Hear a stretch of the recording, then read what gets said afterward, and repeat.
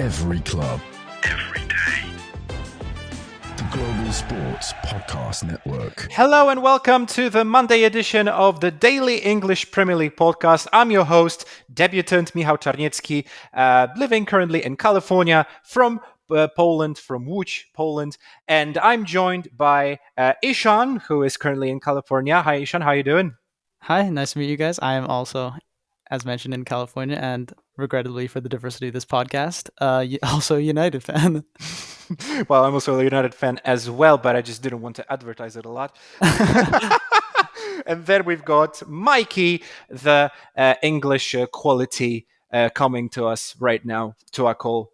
Very, very happy to be having you here, Mikey. Yeah, absolutely. I'm really excited to have some debutants from over the pond. You guys are started up with football facts. So it's exciting to have you both on board. And welcome to the English Daily Podcast and GSPN. Bring all the knowledge that you can, and it makes me delighted to let all the English fans out there listening right now that these guys refer to it as football. Yeah, and not soccer, but although our boss did tell us that soccer was supposed to be this originally English word, so we'll try to balance it somehow. I hope that's okay for everybody around there. Okay, so without any further ado, let's dive right into it. We have picked 4 games that we have found particular interest in terms of storytelling from this match week, and we will start with Fulham Man United. And, Man United finally picked up a victory. Much needed victory. Well, maybe we shouldn't be talking about this style, or maybe we should, Eshan. Yeah, I mean, the deflected strike from Martinez really covers quite a lackluster performance, but at the end of the day, the table only counts to 3 points. So you'll take the victory, and we'll take it any day of the week. Just not this season, not next season, hopefully. Ruben Amorim is buying time. We all know this. That's what each of these performances. The wins in the Europa League, they're scrappy. They're never the perfect style, but they're great. What are your thoughts about this, Mikey? I agree. I think the game was extremely boring for everybody involved, and the goal was so stuffy. Stuffy. Is that a word that you know? Do you know that word? Yeah. Yeah, honestly, God, like Martinez, and I wanted to bring him up. I was watching the game and I thought, you know what, his final ball, I've noticed now in many games, has been quality. Eshan, you were telling me earlier that you think defensively under Amorim, he's been really strong. And I think he deserved his luck. Fulham are an average mid-table team that are going to do nothing in the Premier League this year, in my opinion, and so are we. And Christ Almighty, it screamed of a mid-table battle that nobody had anything to play for.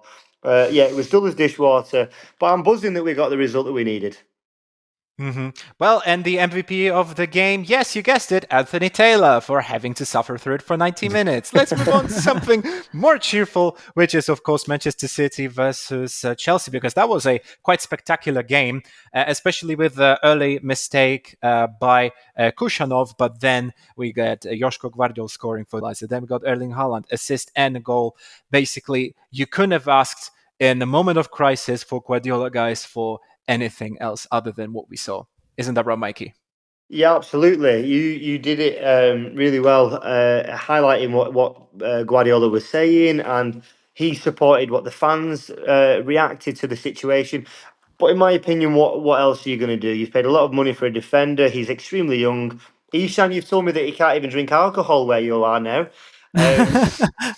So how harsh can we be on the young lad? And let's be honest, results are all that matters. So when anyone talks about the City-Chelsea game, they may mention the mistake, but they're going to talk about the 3 points, which are well deserved.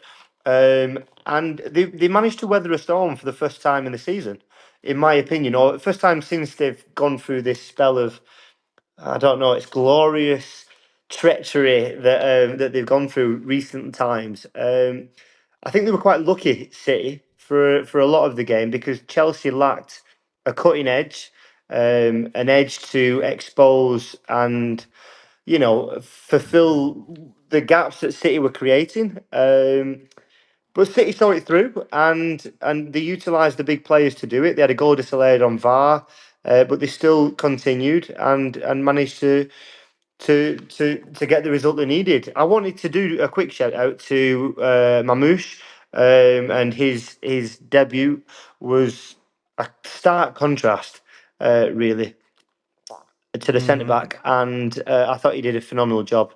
So yeah, overall very good. City back into Champions League football position, and back on track.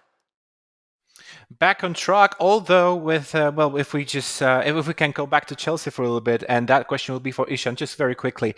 Is the Chelsea coach to blame for a horrible response to a Haaland goal? I did see the comments claiming that he was just a defeatist attitude.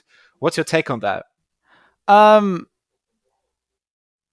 I don't think he's to blame. I think when we're looking at how managers are perceived, I think you need to just think of like a Jose Mourinho who will use every trick in the book to get the media to say something. I think what Maresca's doing is he's just taking a little heat off his team. He's not he might say one thing or another, but really he's just protecting his players. They had a fairly lackluster performance, especially after going 1-0 up. They had something to protect, and they did okay for like 30, 40 minutes, but really crumbled under the City pressure and weren't really in the game. It was really City putting on a siege like we've seen them do in years past. And so I think any comment you're going to hear out of Maresca is going to be tainted with that. He's just trying to protect his players. Take anything he can off of them. Well, and he did get some verbal beating out of a lot of experts for those comments, because they said that, well, it's not enough, man. I mean, you really have to inspire your team to push, especially when your team is in crisis and you really need something to happen fast. And with such attitude, we will not see the big, like the most time the Chelsea coach. But what we will see is a perfect software for leading the podcasts and having those podcasts, which is Zencastr. Here's Louis to tell you more, slightly more about this, and then we'll come back with Wolves versus Arsenal. Here at the Global Sports Podcast Network, we spent a lot of time selecting our delivery platform. Zencastr came out as the clear winner. With 4K video recording from your phone and AI editing that automatically removes all those ums and ahs, it's super easy to start a podcast that sounds great and is delivered efficiently. If you're ready to tell your story, check out the link in the description to learn more about Zencastr. We certainly are ready to tell the story. We are now ready to tell the tale of Wolverhampton versus Arsenal. And Eshan, what on earth was going on that pitch? I think this is a classic case of how poor officiating can fully change a game. Because the João Gomez red card was stone-walled a red card. He kicked the ball away for the yellow card, which you can argue about it being a second yellow, but being a first yellow is clear. And it's clear precedent through the season.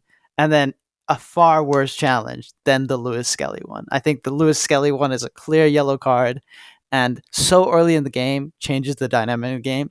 And a poorer team than Arsenal, or Arsenal of the end of the Wenger years, would have just crumbled. But you saw what we think we want to see from an Arsenal side that want to be title challengers. You see an Arsenal team that are on the front foot despite going a man down against we can think of Wolves' position in the table, but they've had an okay run of form over the past few months. There's something about the team. Mateus Cunha is up top. João Gomez, although he got the red card, has been fantastic for them. So this is by no means just an easy away victory. They really dug in, ground hard, and that moment of quality that evaded Havertz all game came through Calafiori. It was a beautiful finish and deserving to win a football match.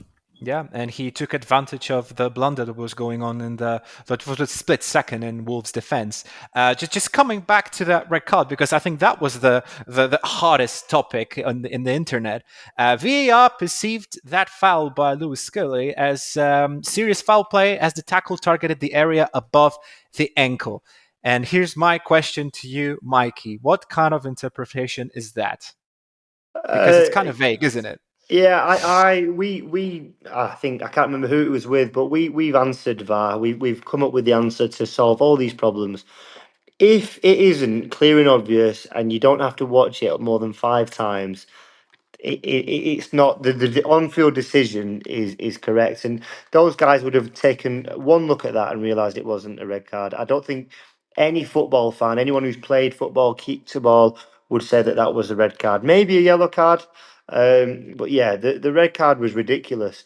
I think Eshan smashed it really in his summary of the game though, because Mhm. as a team that want to be title challengers, going away to Wolves and that game needed them to grind out a result, and they did exactly that. After the sending off, there was a massive chance for Wolves. I can't remember who it was, but they managed to get through that. And after that, the game composure and the game started to turn. And obviously, with the sending off for Wolves, Gomez, yeah, the game went Arsenal's way. But yeah, the send off was ridiculous, and I don't think we should be having that issue at this stage. Well, yeah, exactly. I mean, how many times have we talked in many discussions, not only on this platform, but on many other platforms on in the internet about VAR? Well, we could actually have special episode which could last 40 minutes about why VAR is important, or maybe we should get rid of it, or maybe we should get it better. But we have to really move on. That was really a controversial game, and just as a side credit to Wolverhampton Wanderers fans for creativity, because they were chanting at Arsenal, "Michael Oliver is coming for you." That was a beautiful, cheeky, on the nose British kind of like cheering. That's one of the reasons why I love Premier League, actually. And with that positive note, we move on to Bournemouth versus Nottingham Forest. A thrashing of the Saint of the Holy Spirit, or Espírito Santo in other language.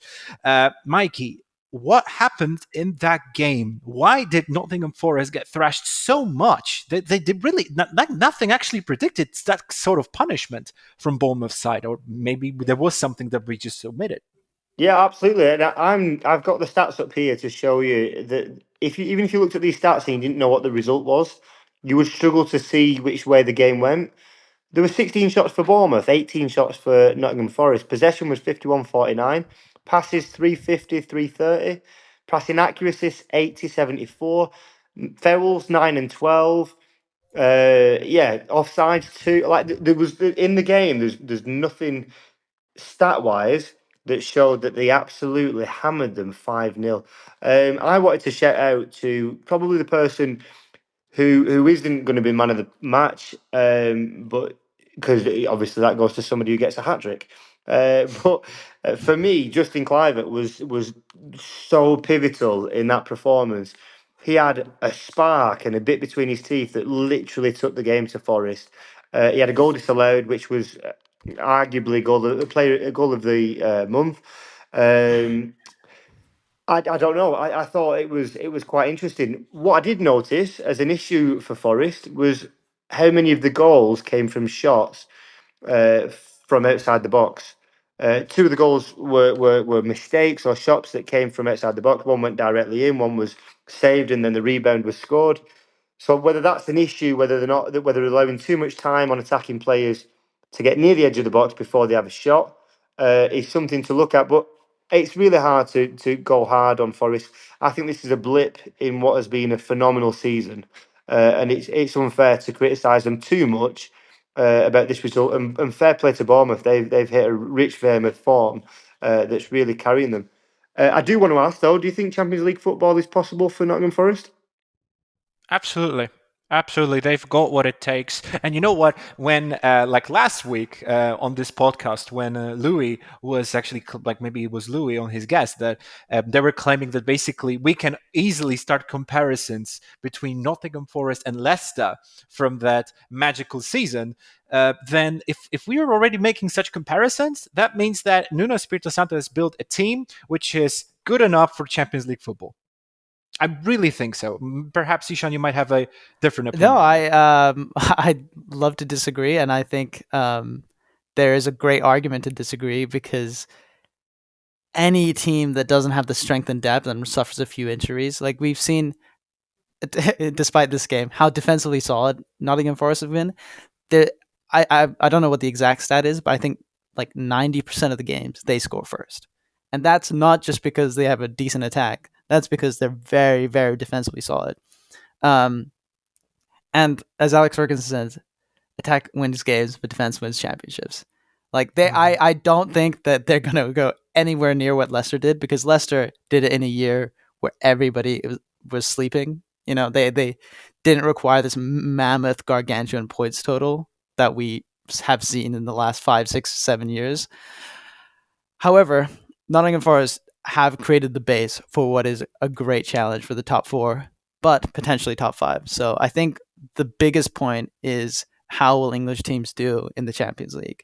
If City get to the knockout stage, which they might, we'll see how the Club Brugge goes games.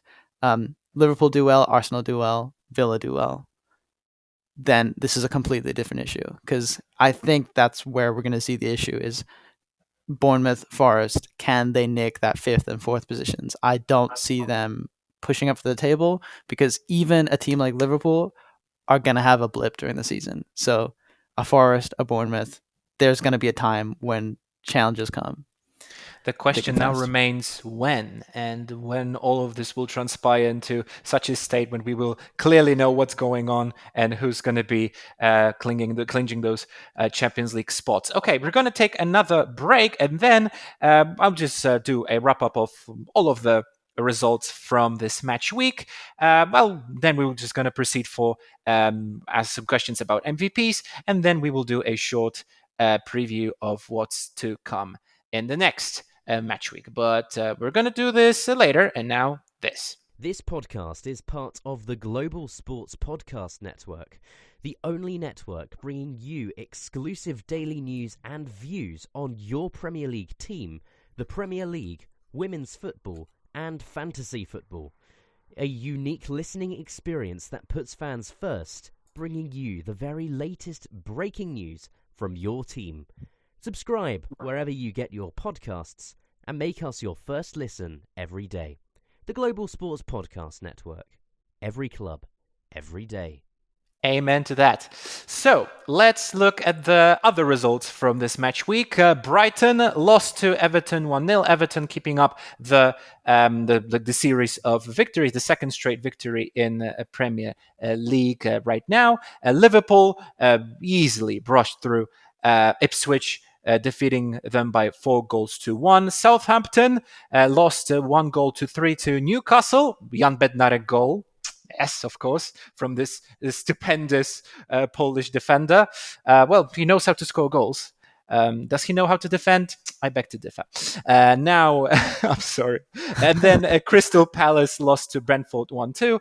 Tottenham cannot get out of that hole that they dug for themselves, as Postecoglou's side lost to Leicester, even though they were leading 1-0. But then we got Jamie Vardy, for example, for the equaliser, and then it all went down south for the North London side. Aston Villa West Ham, that was a pretty exciting game, and the result was 1 goal apiece. So, guys, looking at all of those games, taking it all in, who was the star? Mikey, let's start with you. Out of every game? Yep. Wow. Oh, man, that is a tough question. Lisandro Martinez for his 30-yard screamer against Fulham. I'm struggling. I thought one of the people I wrote down today was Isaac. I thought he is a phenomenal striker. His goal, I just love seeing that kind of goal. It's few and far between now to have like strikers that are so like clinical, but his two-touch finish against Southampton, it was something to behold. I would say Henry-esque. Say again? I would call that goal Henry-esque. It's such a good, took it into his stride. I think it's so underrated for especially a tall, lanky person to just perfectly, with such grace and agility, to just slot into the bottom corner. I have to agree. Classing it into that. I'm It's putting a thing it into of that beauty. category. Yeah, absolutely. Yeah. And those things go unnoticed, I think, because there's so many things that happen in the Premier League. But that was it was like the weight of the pass was brilliant, but maybe a little bit too hard. he just took all the weight out of the ball, and it was perfectly in his stride. Yeah, it was a really beautiful finish. So I'm going to say Isaac for me, because of this season and what he did at the weekend, that helps his team get the result they needed. What about you guys, Eshan? I actually had Isak written down because I think this season he's just been like, if Bournemouth didn't come to Newcastle last week, I think he could have broken Jamie Vardy's 11 straight game record. I think he's been that good and that consistent up top for Newcastle. Also up top with Tonali, I think he's been a great addition to the Newcastle team.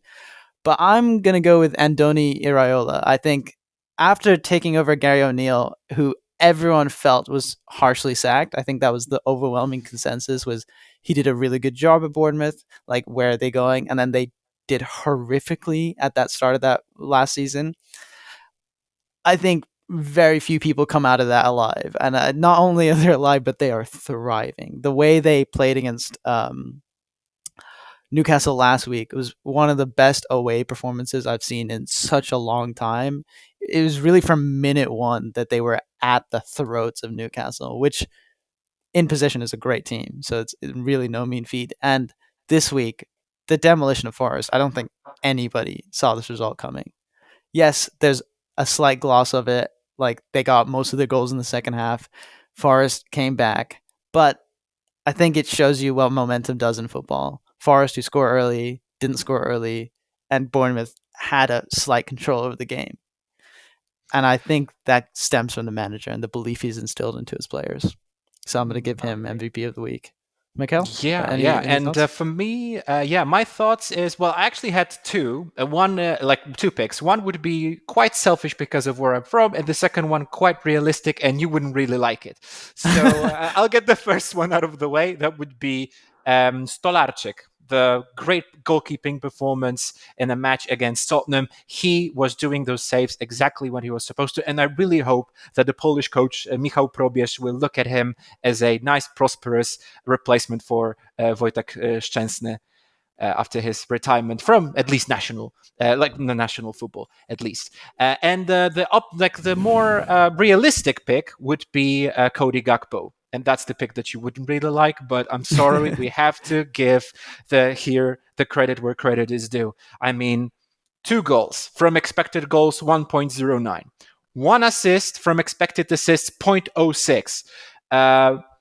Really, unbelievable performance by Cody Gakpo. Again, he actually made a note after this game about Cody Gakpo, and I wrote, the Dutchman sent his rivals to soccer school with 2 goals and an assist.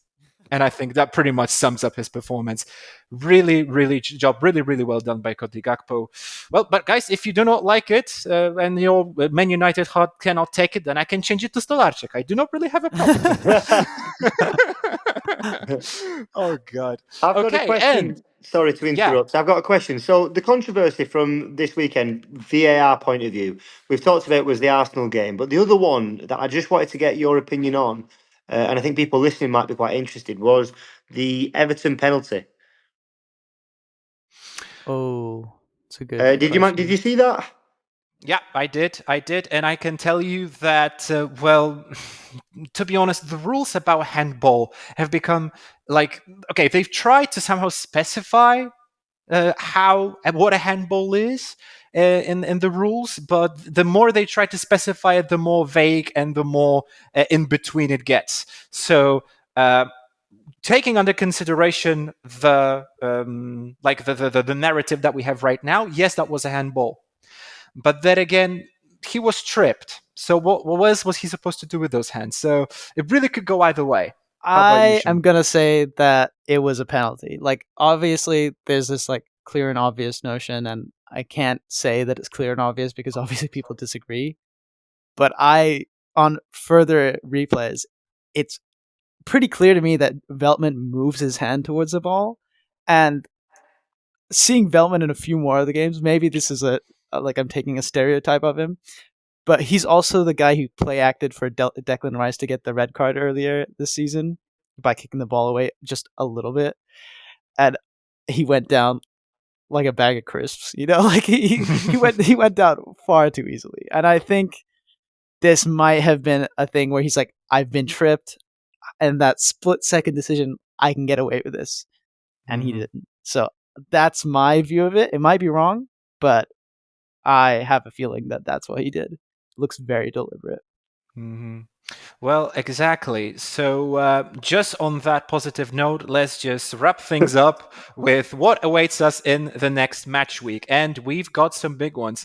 For Nottingham Forest will take on Brighton. Bournemouth will take on Liverpool. And that is going to be one of the most interesting games of that match week. I think that it would be even more interesting than Arsenal Man City, but that could just be my opinion. Everton Leicester, then Ipswich will take on Southampton. It's going to be a glorified fight of who's not going to be relegated just yet. Of course, like in all jokes that I can do here. Newcastle Fulham, Wolverhampton will take on Aston Villa. Brentford will face Tottenham. Tottenham they couldn't really ask for a worse opponent right now than Brentford. In terms from their perspective, because Brentford, they're right now on the roll, and Tottenham, they're in disarray. So this could be interesting. Man United will take on Crystal Palace, Arsenal, Man City, like I said, and then we will wrap things up with Chelsea against West Ham. Which game are you most looking into, guys? Mikey? All the games next weekend are going to be quite interesting. I think that the table's poised in a very, very good position at the minute for the neutral. I think it could quite easily write things off, as in, that Forest will get Champions League football, Liverpool will win the league. But there's still a lot of football to be played. I think we've got 15 games left of the season. That's a hell of a lot of points to pick up and drop. So I think a lot will be left to see. And no doubt, as the Premier League loves to do, there will be many surprises along that way. Mm-hmm. Eshan, which game are you looking most forward obviously, to? I love the Bournemouth Liverpool fixture. I think from a title perspective, I think that might be the one to look forward to the most, especially considering Liverpool. We've talked for like weeks after the Everton Liverpool game got postponed about Liverpool's game in hand. Finally, in this game week, we're going to see them play Bournemouth and Everton. I think if they get 6 points from that, that's quite a mean feat and really stamps them as nail on title challengers if they aren't already. But game to watch for me is Brentford versus Tottenham. Brentford have one of the highest goals per game in Premier League history at home right now. And Tottenham have one of the lowest leaky defenses and play that incredibly high line. So it's a game poised for goals. Whipping time, question mark? Oh no, I'm so sorry, guys. Okay, just before Tottenham fans drive away from our podcast from this episode, I am so sorry. I promise that in the next episode we will try to be slightly more optimistic towards Tottenham Hotspur, because the life's already been undergoing so great for you. We get it, I understand, but damn, who else can understand it more than Man United fans? Come on, guys. I think as United fans, it just feels good to punch down on a team this season rather than we've been looking up at the rest of the table for once. Speaking about the table, it's a very nice thing that you brought it up. Liverpool, of course, placed number one, first place with 53 points. Arsenal, second with 47. Forest at 44. Man City at 41. Joint with Newcastle, but Man City is better on goal difference. Got Chelsea sixth with 40 points, joint with Bournemouth. Who else is... Tottenham 15th place and 24 points, just 1 point above Everton. And currently Leicester, thanks to their performance, they are outside of the relegation zone with 1 point advantage. And the last 3 places is Wolverhampton Wanderers 16 points, joint with Ipswich Town on the 19th, and the very last place, Jan Bednarek Zone, Southampton. So I think that should wrap it up for today's episode. It's been a pleasure. It's been really a pleasure talking to you guys. It's been a pleasure having such a debut with you guys. And, apologies for any second language mistakes that I might have made. I promise that I'll be learning and I'll be listening to the native speakers as much as I can. I've been joined by Mikey from the Great Britain. Thank you so much. Thank you. Thanks very much. I think you smashed it, pal. Don't worry about your language. You've absolutely nailed it. Thank you. English is Dziękuję. my Thank first you so language, much. and we all struggle still. Yeah, man. I barely know English myself, so come on. You're doing well. Music to my ears. And Eshan, not so far away from me, LA, California. Thank you so much for your input as well. It's been amazing. Thank you so much, Eshan. It's been a pleasure. Yeah, and thank you. That has been the Daily Premier League podcast, Monday edition of the Weekend Review, and we'll see you in the next one. Thank you. Please subscribe and stay tuned. That's it. Michał Czarniecki. Do widzenia! Every club, every day. The Global Sports Podcast Network.